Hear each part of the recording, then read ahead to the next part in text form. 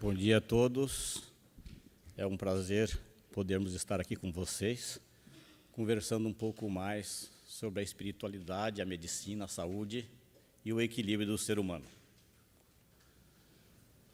A gente vai tentar abordar nesses minutos a saúde, o paradigma médico-espírita, algumas estruturas do ser humano importante nesta fala, as doenças, alguma coisa da parte genética e algumas coisas sobre a cura, já que não podemos aprofundar muito devido ao tempo.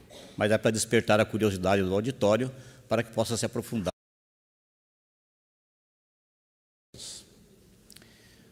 Como sempre, a gente volta ao diagnóstico ou ao conceito de saúde para aqueles mais recentes no movimento das AMES, saber que a gente abarca de uma forma global o ser humano, e nesta forma global, onde a gente avalia a saúde como uma situação dinâmica, física, bem-estar social e espiritual, hoje a Organização Mundial da Saúde está valorizando a qualidade de vida do ser humano como um ponto sobre a saúde.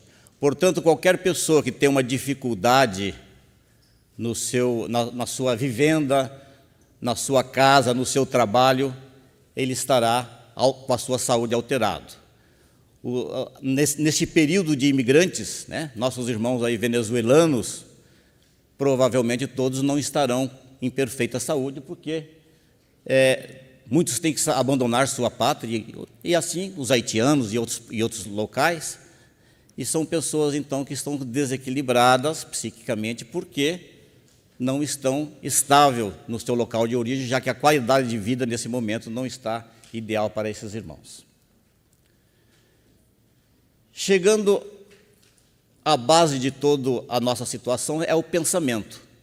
E o pensamento, o que para nós ainda é uma coisa bastante simples, porque sabemos que o pensamento parte do ser inteligente nosso, que é o espírito ou alma, não é a mesma coisa para os nossos colegas universitários, das universidades. Quando você fala na universidade, espera aí, vamos separar essas coisas, não venha com religião para cá, não, aqui é ciência. E para eles, será que o cérebro, as ideias surgem no cérebro ou na alma? Para mim é na alma, para eles é no cérebro, nessa estrutura física. E aí começa uma certa desavença. E a inteligência vem do cérebro ou da alma? Se vem do cérebro, ela tem que ter alguma relação com a genética. Não.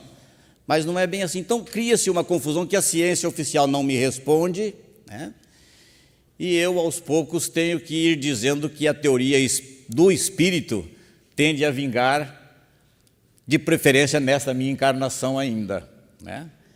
Nós temos aqui o René Descartes, neste período aqui de 1500 a 1600, onde penso, logo existe. Logo existo. E hoje nós temos um neurocientista defensor do materialismo no cérebro e no ser humano, que é o Antônio Damasio, um português, que trabalha nos Estados Unidos, que ele diz: eu tenho um cérebro, eu logo penso. Diz que o Descartes estava errado no livro dele, o erro de Descartes. Então, se eu tenho um cérebro, eu logo penso. Então, é essa situação que eu apresento para vocês, que nem tudo são flores nesse pensamento. Então, para o paradigma espírita, o médico espírita, o nosso pensamento vem do espírito. O espírito ou alma não é uma produção do cérebro, mas esse apenas decodifica. Então, o cérebro nosso não é o rádio. O programa está sendo gerado numa emissora de rádio. O rádio só é o aparelho que capta este pensamento. A televisão não produz o programa, ela capta o programa que é produzido na emissora. Então, ela decodifica somente. Se a televisão ou o rádio estiverem estragado, não estiver bem, a decodificação não estará bem. É assim que a gente entende a situação entre cérebro e pensamento. E se nós pegarmos aqui o Stanislav Grof, no seu livro Além do Cérebro, a gente vê que pessoas ligadas à ciência também defendem essa teoria. A criatura humana não é somente um ser constituído de células, mas também uma consciência de natureza transpessoal, está além da matéria. né? Então, esse paradigma é difícil de se impor, né? Porque os paradigmas são demorados para ter mudanças. Mas nós, acho que me avisam quando estiver faltando, chegando próximo do final, gente. Senão eu me empolgo aqui, a gente só sai tarde.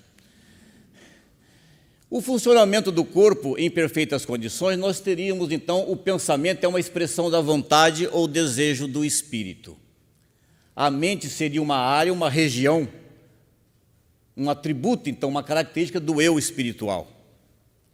E o cérebro, então, físico, seria o principal instrumento da vida física para entrarmos em relação com o meio ambiente. Essa seria, então, a esquematização da oportunização da expressão do médico espiritualista, né? Se o pensamento existe, ele faz criações. E essa frase é bastante interessante, do Emmanuel. Assim como a aranha vive no centro da própria teia, o homem vive submerso nas criações dos seus pensamentos. Então, nós vivemos no mundo que nós pensamos. Se nós pensamos pouco, se nós pensamos em níveis inferiores, nós vivemos naquela atmosfera, aquela psicosfera constante no nosso cérebro. Nós vivemos numa redoma, porque assim como a aranha, como é o exemplo de Emmanuel, ela fabrica a teia, se locomove, captura insetos, tudo no meio ambiente que ela vive. E tem pessoas que o seu mundo é esse, né? É quadrado, não expande, não está fora de nada, né? E o Emmanuel continua no livro Pão Nosso. Pensar é criar. A realidade dessa criação pode não exteriorizar-se de súbito no campo dos efeitos transitórios, mas o objeto formado pelo poder mental vive no mundo íntimo, exigindo cuidados especiais para o esforço e a continuidade ou extinção. Então, aquilo que nós pensamos nem sempre exterioriza, mas se nós pudéssemos ter o dom de captar o que as pessoas estão pensando, muitas vezes a gente se ficaria estarrecido, onde ver pessoas com um rosto tão simpático, né, e com pensamentos tão drásticos nos seus interiores. A gente vê muito isso quando a gente lida com os pacientes, que às vezes consulta com a gente por muito tempo e de repente você vai bater numa tecla onde ele tem todo um conteúdo extremamente necessitado de trabalho que você não tinha percebido ainda. Alguns autores mais modernos têm apoiado essa situação da mente e suas ações na nossa saúde. E talvez o mais comentado de todos eles, talvez um dos que nós mais seguimos, o Bruce Lipton, em seu livro A Biologia da Crença, ele diz que os pensamentos, que são a energia da mente, influenciam diretamente a maneira como o cérebro físico controla a fisiologia do corpo. Veja, os pensamentos, eles influenciam como o nosso cérebro, aquele rádio, aquela televisão que nós mostramos ali atrás, coordena a fisiologia do nosso corpo. Então, um indivíduo que está com o pensamento alterado, ele pode ter uma paralisia, ele pode ter uma dificuldade de caminhar, de pensar, porque a fisiologia dele está alterada pelos seus índices de pensamentos. Quando positivos, ativam até transcrições de genes importantes, faz mudanças de genes no organismo da pessoa. Esse não é mais um pensador espírita, mas agora é um publicador, né, nas revistas de maior peso científico do mundo, né, pesquisador de células-tronco e assim por diante, que é o Bruce Lipton. Então, como é que nós ficamos? Que nós queremos chegar no ponto principal da doença, que para nós é a emoção. Então, tudo começa com o pensamento. A energia mental é acionada pelo livre-arbítrio e a nossa vontade. Eu penso no que eu quiser, o tempo que eu quiser, com a força que eu quero. Isso tem uma repercussão. Eu tenho que saber que isso tem. Mas tudo isso estimula nossas emoções. É difícil você separar pensamentos, sentimentos e emoções, mas elas estão relacionadas. Então, as emoções constituem uma classe de fenômenos que trazem manifestações ou sinais externos, somáticos e comportamentais, amor, medo, raiva, mas que têm sentido com os órgãos internos. Então, muitas vezes eu falo uma coisa, com o meu sentimento, com o meu pensamento, mas quando eu me emociono, eu passo, eu choro, eu dou risada, eu fico triste, e aí é que vem o problema, né? Porque aí está mexendo com os meus órgãos. E quando eu falo das emoções, nós não podemos esquecer essa pesquisadora, a doutora Candace Pert, as emoções têm assinaturas bioquímicas em nosso organismo. Em seu livro Moléculas da Emoção, ela mostra que para cada sentimento que se transforma em emoção, nós vamos ter agora uma dosagem bioquímica desses produtos. Então, os hormônios neuropeptídeos, imunotransmissores, são pontes entre a mente e o cérebro. Então, a ocitocina, a dosagem da ocitocina vai me dar o grau de afeto da pessoa. A dopamina, a felicidade. As serotoninas e as endorfinas, o bem-estar da pessoa. O excesso de cortisol, por exemplo, o hormônio do estresse, da hostilidade, da raiva, essa pessoa terá mais doença cardíaca, câncer, AIDS, diabetes, mal de Alzheimer, depressão e morte prematura. Ações positivas ou negativas dos médicos pela palavra. Então, a doutora dosa hoje, né, já desencarnou, mas ela dosa esses transmissores, mostrando a relação com a minha emoção. Então, agora, isso é ciência, não é mais eu acredito. E aí nós começamos a ver que o terapeuta, com a sua palavra, ele pode ajudar ou ele pode piorar, né? Eu tenho uma paciente, 82 anos, esposa, mãe de um colega médico, ela chegou esse dia no consultório reclamando comigo, ela foi num colega dizer a especialidade de ortopedia. Os ortopedistas não são muito tranquilos, eles são pessoas mais duras, né? E ela tinha lá um problema no dedo, e ela ficou, não sabia se operava, não operava, então ela ficou meio chorosa, né?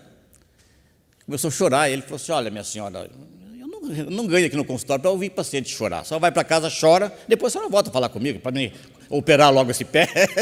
E ela ficou assustada, né? E ela ficou, emocionalmente, ela ficou alterada, né? Falei, não, a senhora se tranquilize, né? Porque os ortopedistas, né? Eles são pessoas boas, mas eles são meio duros, pois lidam com esses ossos todos aí, né? A senhora não leve a mal, né?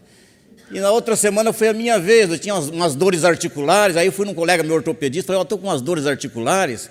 Falou, doutor Tristão, ainda bem que você veio, porque o último colega nosso que veio aqui com dor articular era metástase óssea. Falei, meu Deus do céu, né? Falei, bom, agora que você me matou, você pode me consultar? Então veja, né? A emoção que ele já passou, o estresse que ele me passou, antes de me consultar eu já estava estressado, né? E isso muitas vezes nós passamos para o paciente, e quando eles levam lá o exame, eles ficam, ai, ainda bem, eu não dormi com este exame, né? Então, é as emoções que vão estar fazendo problemas no nosso organismo, e se elas forem persistentes, elas levam a problemas mais sérios. E é isso que faz surgir trabalhos como esse aqui do European Heart Journal, de 2010, né? Sentimentos positivos versus eventos cardiovasculares. 1.739 adultos durante 10 anos foram seguidos, redução de 22% do risco de distúrbios cardiovasculares. Estudos com sentimentos negativos aumentou o risco, né? Então, o uso de... E aqui, olha que importante, o uso de antidepressivos não reduziu o risco de distúrbios cardiovasculares, exceto no grupo que desenvolveu mudança de comportamento mental, gerando sentimentos positivos. Olha que interessante. Então, não basta dar o sedativo, o calmante para a pessoa, nós temos que mudar o link dela, senão ela vai continuar batendo naquilo, né? Como espírito, nós dizemos a tal da reforma íntima. A senhora viaja o mundo inteiro, mas para um pouquinho e dá uma viajadinha para dentro. Dá uma conhecidinha no seu eu. E daí você vai arranjar uma briga, porque a pessoa não quer. Não, eu estou bem, fique tranquilo. Não, espera aí, né? Alguma coisa tem. Então, essa é a dificuldade de nós podermos fazer a terapia em determinados pacientes. Então, o paradigma médico espírita, a maioria dos processos mórbidos são de origem mental. Não é que todos são de origem mental, mas a grande maioria é de origem mental, comandados pelo espírito através do pensamento e da vontade de cada pessoa. A influência dos fenômenos físicos, biológicos, sociais e culturais, nós vivemos no meio e esse meio reflete sobre nós. O espírito metaboliza e integra esses fenômenos. Então o espírito está ali no meio, ele absorve tudo isso e vai tirando uma resultante. Então a saúde é holística, do livro da doutora Marlene, então saudosa, né? nossa paraninfa aí, a alma da matéria. Toda doença é causada pelos pensamentos? O Emmanuel, no livro Pensamento e Vida, Ninguém poderá dizer que toda enfermidade, a rigor, esteja vinculada aos processos de elaboração da vida mental. Mas todos podemos garantir que os processos de vida mental guardam positiva influenciação sobre as doenças. Nem toda doença é da mente, mas a nossa mente influencia em todas as doenças. É no câncer, é na gripe, é em todas as doenças. No reumatismo, é no lúpus, todas elas têm influência da nossa mente. Se for uma atuação positiva, tem melhora. Se for atuação negativa, obviamente piora a situação. Para aqueles que não estão muito familiarizados, é muito importante nós sabermos que a estrutura do ser humano não se resume na parte física. Então, nós temos uma teoria mais mecanicista, que vem então do René Descartes, né, que o homem é parte de uma peça, né, de um material, de um relógio, que quando está com uma peça quebrada, troca. E a teoria holística, já defendida por uma série de outros cientistas, Deepak Chopra, Amit Goswami, Richard Gerber, Fritjof Capra, o que existe além do corpo físico? Como o pensamento e a vontade atuam? Então, esses profissionais já estão indo além do corpo físico, porque o corpo físico só não explica mais toda a pleiade de doenças, assim como as suas pioras e as suas curas. Então, o ser humano tem que ser colocado de forma holística, nós temos que vê-lo, mas também temos que auscultar as energias da pessoa que está consultando conosco. Muitas vezes a sua fisionomia é uma, a sua fala é uma, mas a sua energia nos dá alguns arrepios, alguns tremores, e você vai ver que essa pessoa não está bem. E nós temos que sondar essas energias, e ela poderá ser feita em qualquer momento, inclusive no nosso consultório. Nós sabemos, todos devem perceber que nós temos vários níveis de energia, vários corpos, né? Nós não vamos entrar aqui nos detalhes, mas esses corpos têm funções, né? As funções de metabolizar a energia, a função de registrar junto com o corpo espiritual as nossas emoções e as nossas vivências aqui na Terra. Então veja que o corpo nosso espiritual, além dos pensamentos, dos sentimentos, das emoções, ainda é um arquivo de experiências boas e ruins, seja desta ou seja de vidas anteriores. Como é que eu consigo, num determinado nível de energia desse, guardar tantas informações de uma vida, ou da minha infância, e assim por diante? Então, para quem é mais materializado, vão saber que isso aqui é uma caixa preta de avião, né? Que não é preta, é vermelha. E ela registra justamente toda a viagem. Eu estive vendo na internet, tem caixa preta que registra mais de 200 itens numa viagem. Se você tossiu, se você abriu a boca, se você coçou a orelha, tudo está lá. E ela vai registrando, vai gravando cada viagem, e nós podemos ter várias viagens gravadas na caixa preta. Se o avião estraga, que é uma energia, é uma matéria diferente, a caixa sobrevive. Então, todos nós temos uma caixa preta dentro de nós. Então, para as nossas pacientes que não entendem de perispírito, que não entendem de corpo mental, eu digo, a senhora já ouviu falar na caixa preta? Já, aquela que procura quando o avião cai, é aquela. A senhora tem uma dentro do seu corpo. Ela registra tudo. E quando ela está alterada, a gente tem que ver qual viagem que foi o problema. Será que na viagem passada, a retrasada, muitas vezes nós nem vamos saber, mas com certeza está lá na viagem. Então, nós também somos o resultante das viagens que fazemos. Tem muitas pessoas aqui que viajam para fora, para estados, para outros países, e quando senta, é aquela riqueza de experiências nas viagens. Nós também temos uma riqueza aqui na nossa caixa preta. E às vezes essas viagens nem todas são tão boas, e está refletindo nesse momento na nossa vida. Então, nós temos doenças que precisam ser investigadas não só pelos medicamentos alopáticos. Esse esquema mostra certinho os sentimentos, o pensamento espiritual, passando pelos centros de força, pelo perispírito, né, que é a caixa preta do nosso avião, passa pelo duplo etérico, o material volátil, que é os chakras, e chega nos plexos e no sistema glandular do corpo físico. Esse é o esquema, o sentido do estímulo, estressante ou não, para o nosso corpo. E vice-versa, ele pode voltar também do corpo físico para o corpo espiritual. Então, como são geradas as doenças? Os desequilíbrios na forma de sentimentos, emoções e pensamentos alterados, atinge o indivíduo. Nós estamos vivendo no dia a dia tensões, preocupações, sustos, né? Tentativa de assalto, você fica assustado, né? Revólver perto de você, você assusta, não dorme, estressou, tudo bem. Ficou registrado no seu perispírito, na sua caixa preta, está registrado. Ele foi bem metabolizado? Não, isso foi uma situação ocasional, não vai acontecer nada. O Brasil é muito bom, não tem assalto no Brasil, isso aí foi uma coisa ocasional, não tem problema nenhum, não vai acontecer mais comigo. Pronto, eu trabalhei a minha situação, né? Essa matriz organizadora pode transmitir a informação para o corpo físico, como nós mostramos ali, como uma predisposição, programa de computador. Se eu não trabalhei bem, aquela informaçãozinha fica lá, aquela emoção está caladinha, quietinha, dentro da minha caixa preta. Se daqui a pouco alguém tira um revólver perto de mim, eu descompenso, tem um ataque cardíaco, tem um infarto, tem uma hipertensão, uma crise de hipertensão, porque já está registrado, eu criei uma predisposição. E se eu trabalhei bem, eu defendo novamente. Então a vida é um externo de estímulo e defesa do nosso ego, do nosso espírito, contra os estímulos externos. Então a mente, pelo livre-arbítrio, tem a chave e a senha para entrar no programa por pensamentos e atos. Então é eu que dou a senha. Eu tenho um fator, né? Eu lido com as minhas mulheres lá, ginecológicas e obstétricas, elas querem fazer os marcadores de câncer. Tudo bem, nós temos, muitas pessoas têm marcador de mama, câncer de pulmão, tudo bem. Mas quem vai disparar a senha? Não vamos poder ficar com a Jolie e tirar o seio de todo mundo como prevenção, né? Nós temos que não dar a senha para as nossas emoções, desencadear as doenças. Então todos nós temos as predisposições em nosso interior. E nós temos também a chave que nos defende da doença. Os pensamentos e significados são possibilidades da mente à disposição da consciência.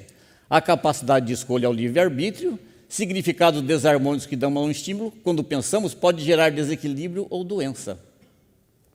As coisas do mundo não são nem boas nem ruins. A maneira como interpretamos o mundo é como vivemos e afeta a saúde. A pessoa pode morrer saudável. Esses dias morreu um amigo meu saudável, 52 anos, nunca foi no médico. Estávamos conversando no prédio que temos consultório, íamos até para um jantar da nossa cooperativa lá em Curitiba. Ele chegou em casa, soube que uma criança lá um menino tinha riscado o carro dele novo, que ele tinha comprado com tijolo, né? E quando ele viu o carro todo riscado, imagina um carro novinho, a criança pegou o tijolo e contornou o carro várias vezes. Ele ficou nervoso, possesso e tudo mais e tal, deu uma crise e ele morreu. E a esposa dizia, mas como que ele foi morrer, Tristão, se ele era saudável? Ele disse, ele morreu com saúde, eu vou dizer, né? Mas justamente, veja, aí que você tem que olhar o mundo de uma forma diferente. Se você vê, não, meu carro é uma coisa material, eu posso comprar um outro carro, ele estava no seguro, não, então, quem fez essa besteira é uma criança que não tinha o que fazer e não tem noção do que fez. E eu vou trabalhando isso na nossa mente para dominar a minha emoção, porque caso contrário, eu vou morrer 2, 3 vezes no mesmo dia, de tanto problema que eu passo no dia a dia. Então, essa é a situação, as coisas não são boas nem ruins, é eu que coloco o sal ou o açúcar no alimento, e aqui está a nossa emoção. Então, se você olhar de uma forma mais, como diz o Emmanuel, não perca a paciência, você já viveu séculos incontáveis e tem pela frente milênios sem fim. Olha que consolo, né? Quantos carros você vai ter, rapaz, né? Não vai se mexer por um carro aí, né? Então vejam, né? Às vezes você tem que fazer isso para a tua mente, para o teu pensamento, para o teu espírito, para que você possa se consolar. Claro que é dolorido um carro que você comprou nessa semana, né? E que você quer ir no jantar para mostrar o carro para os amigos, né? E agora está desse jeito, né? Mas também não vale uma morte precoce.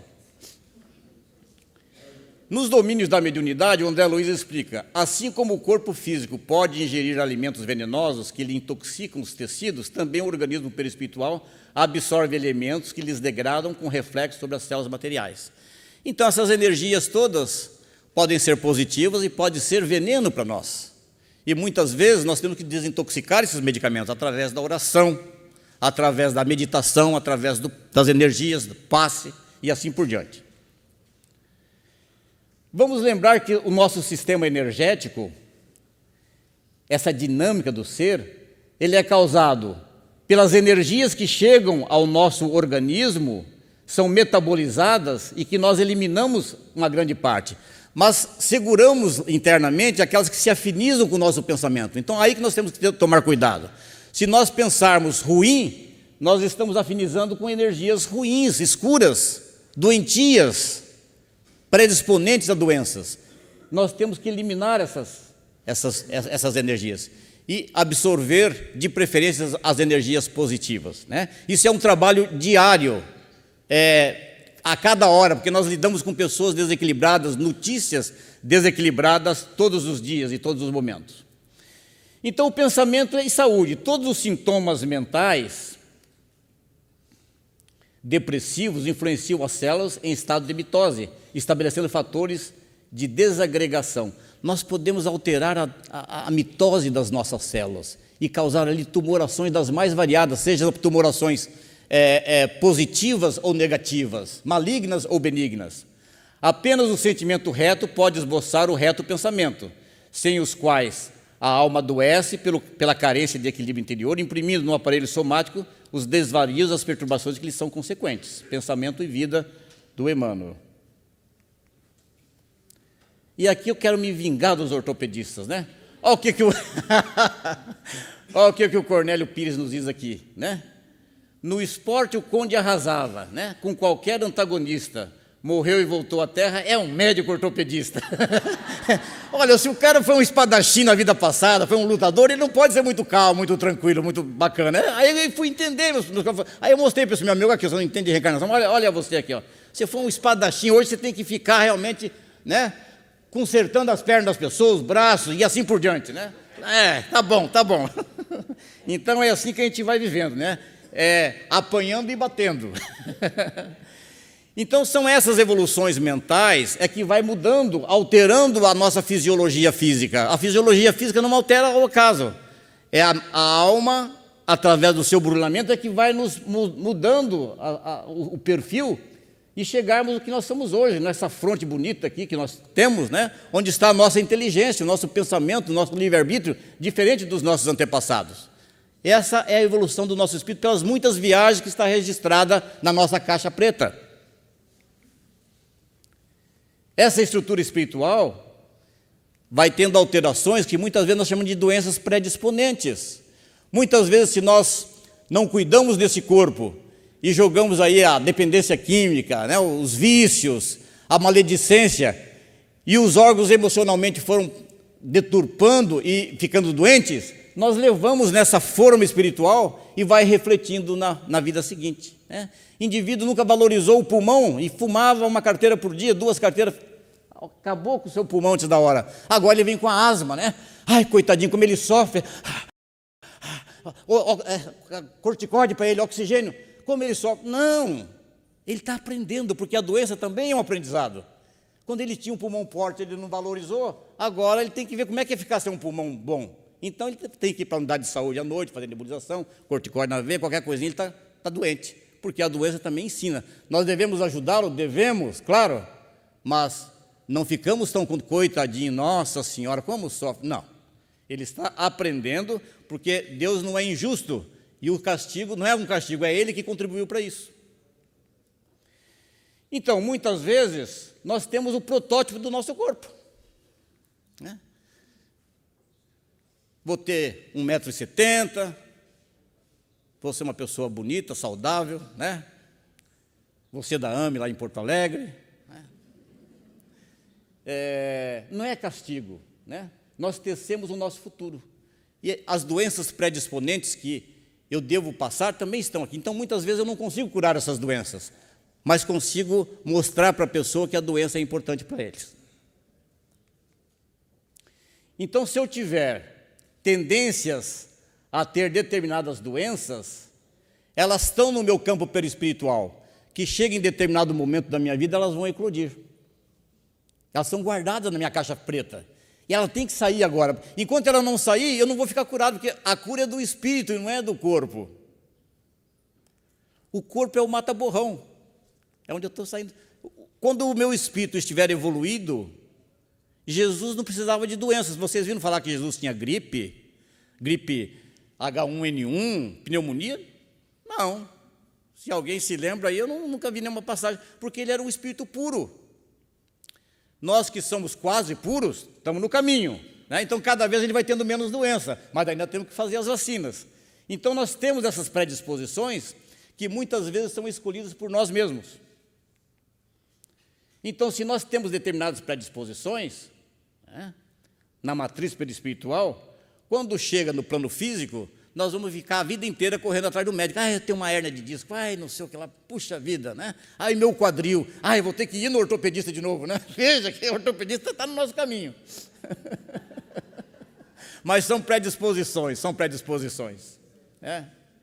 Então, o significado da doença para o corpo. A mente do espírito cria o corpo perispiritual. Os distúrbios da alma vão se refletir nesse corpo.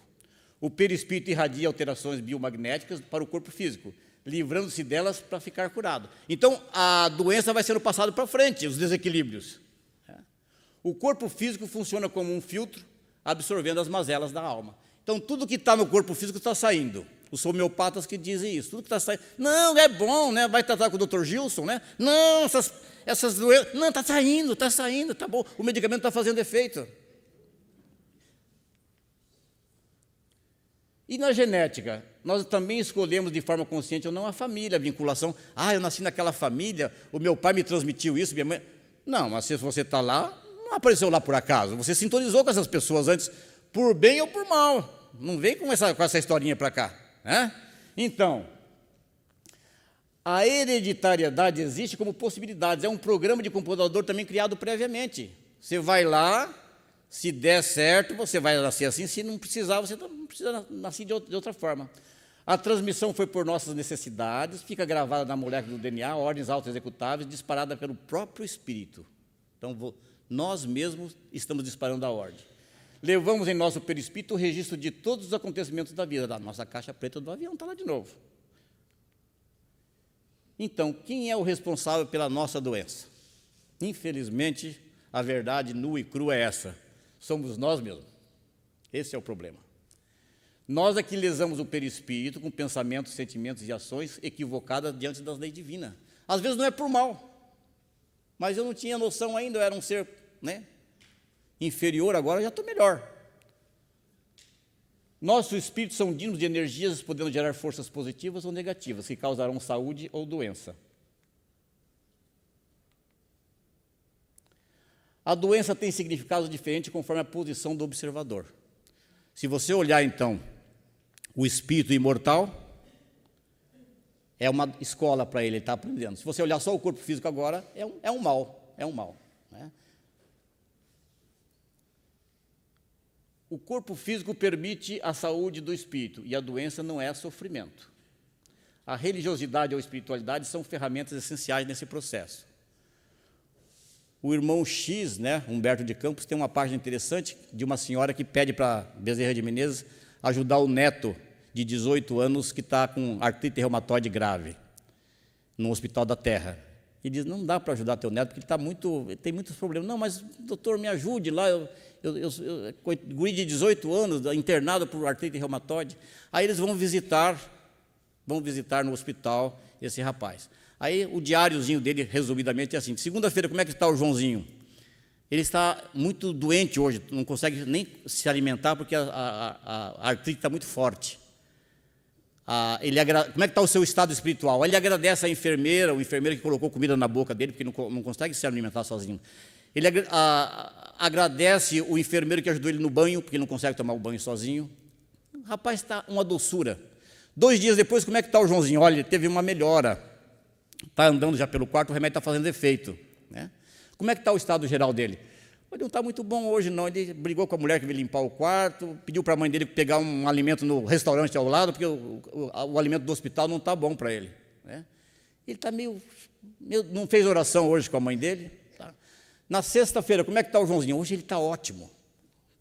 Acabaram-se as dores, ele está andando no quarto, está ótimo. Parece que ele vai ter alta no sábado, né? Como é que está a situação mental dele? Está terrível, né? Brigou com as enfermeiras, brigou com o médico, já pegou o telefone, está combinando com a turma dele uma estada na praia, uma festa com drogas esse fim de semana, para comemorar a saída dele do hospital. Aí, quando ele ia sair do hospital no sábado de manhã, tem uma recaída. Ele volta a ficar todo paralisadinho lá. Aí o Bezerra de Menezes disse para a avó: viu, vó, se ele tiver saúde, ele vai jogar a vida dele fora, porque ele não tem responsabilidade ainda nessa existência. Então, muitas vezes, as pessoas têm essa dificuldade, não têm ainda a maturidade espiritual para valorizar a saúde. Então, a doença é uma escola, é uma prisão para ele, é uma prisão necessária para o bem dele. Então, nesse olhar, a doença é boa, né? E nós temos que entender isso ao tratar da pessoa. Aqui tem uma outra coisa importante: será que o doente deseja ser curado? É uma outra pergunta que nós devemos fazer. Jesus fazia essa pergunta para as pessoas antes, porque muitas vezes a doença é uma defesa do indivíduo. Olha, não façam barulho porque o teu pai está com a enxaqueca, ele está dormindo domingo à tarde, não deixa, não acordem dele. Vamos na casa do fulano. Não, o fulano não quer ir porque ele está com a pressão alta hoje. Então a pessoa se esconde atrás da doença e com isso ele evita as responsabilidades, e às vezes ele não quer ser curado. Então, o papel do terapeuta em tudo isso, o autoconhecimento e a renovação interior. Eu só quero mostrar. Esse é um dos livros que eu mais gosto, um livro antigo, do George Mick, As Curas Paranormais. Ele mostra algumas coisas importantes. Ele pesquisou muitas curas nas Filipinas naquele tempo, né? Nesses anos 80. Só sobre o Zé Rigoc no Brasil, ele tem 80 cirurgias filmadas. Tinha, porque ele já faleceu, né? Um inglês. Ele fez depois o Espiricom, enfim, é um indivíduo bastante interessante. Mas ele mostra no livro dele que temos mais ou menos 60 trilhões de células e que morre mais ou menos 5.700.000 células por segundo. Veja a enormidade de células que morrem e a cada segundo se renovam. Então, se você botar uma energia nova na matriz que está formando essas células, é um fator para a cura. As células novas vão nascer saudáveis. E o principal constituinte do corpo é a água. Então, quando você faz a energia para o paciente, estou energizando a água, nós também estamos energizando a água de cada pessoa. A criança tem até 90% de água e o adulto 70%, 80%. Então, essa água e a renovação celular, a capacitância e a indutância que essas células têm de passar a informação uma para a outra, é um dos maiores fatores de cura possíveis, né? Mas que, normalmente, a autocura é fundamental para as pessoas, porque ela tem que querer e tem que participar da sua cura. As palestras, nas Filipinas ele fez uma pesquisa interessante. As casas que tinham palestra antes das energias, tinha 30% a mais de cura do que aquelas que não tinham essa palestra. Então, a pessoa se fecha e não deixa a energia entrar. Quando ela faz a palestra antes, ela absorve melhor. E os problemas das recidivas, ele diz que as pessoas que mudaram de vida, elas têm menos recidiva. Os cuidados com a nossa consciência emocional, senão nós não vamos melhorar nunca. Mas nós podemos evoluir para um consciente espiritual melhor, né? Educando os sentimentos. Está aí a Joana de Ângeles, que nos chama a atenção sobre essas situações. E para encerrar, esse grande ser nos mostra, né, que é mais fácil explodir o átomo do que vencer um preconceito. Por que o Einstein disse isso? Porque foram descobrir no final da vida dele que ele tinha um filho excepcional, um filho especial, vamos dizer, né? E daí, mas como que ninguém sabia desse teu filho, né? Naquele tempo, dizer que tinha um filho especial era uma vergonha para um cientista do nível dele. Daí que ele veio com essa frase, né? Olha, gente, é mais fácil explodir um átomo, fazer uma bomba atômica, do que vencer um preconceito. Então, nós temos que vencer o preconceito do espírito em relação à matéria, né? Senão nós não chegaremos lá. Senão nós vamos precisar de muitas encarnações, né? E através delas, através da oração, através do pensamento, nós podemos repetir aqui o Castro Alves, no livro Parnaso de Além Túmulo, alguns versos que diz: Senhor Deus, que após a noite mandas a luz ao arrebol, que vestes o esfarrapado com o manto rico do sol, que desfias diamante em cada raio de luz, que espalha flores de estrelas dos céus dos campos azuis. Tu que perdoa toda a alma que chorou, como a clícia das lagoas que a água da chuva lavou. Faça da alma de cada pessoa, de cada ser, um ninho do seu amor. Obrigado.